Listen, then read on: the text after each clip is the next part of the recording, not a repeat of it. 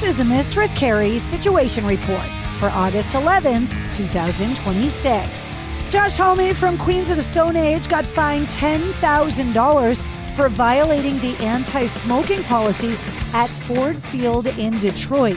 The Queens of the Stone Age frontman in front of 65,000 people as the band opened up for the Foo Fighters, telling the crowd that the band had been warned they would face a $10,000 penalty for smoking backstage.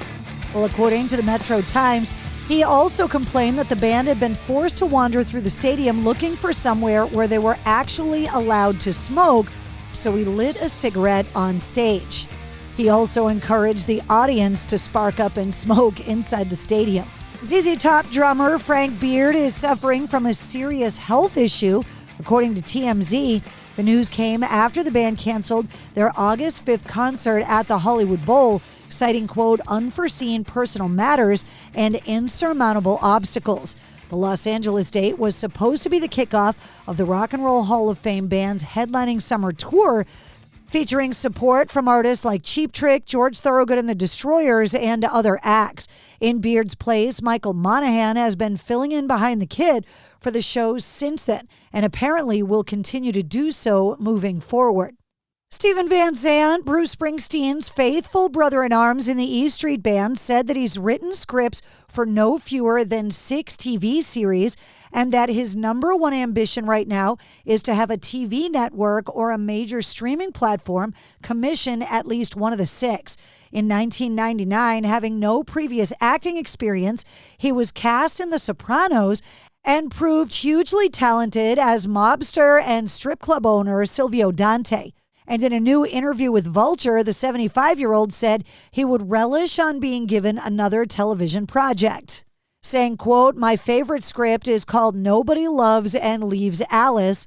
He said it's a little bit of a dramedy about 3 brothers, and actually I'm going to be playing 2 of them. And speaking of Hollywood, actor Javier Bardem is crediting AC/DC and their 1979 album Highway to Hell as the album that changed his life. He's currently starring as Max Cady in the Apple TV's remake of Cape Fear.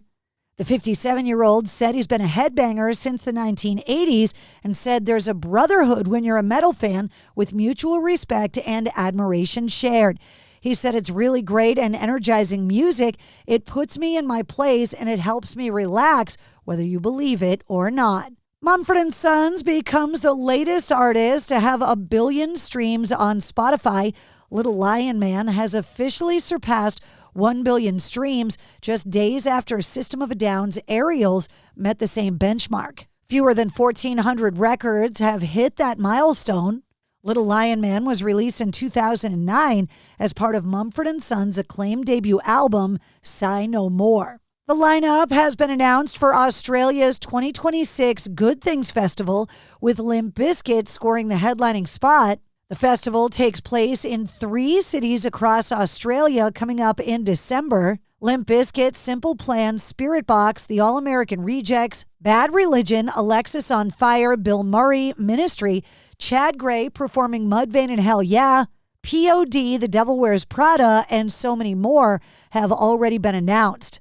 Mercury Studios is commemorating the 25th anniversary of Yes's 2001 album, Magnification, with a dynamic half-speed remaster available September 18th.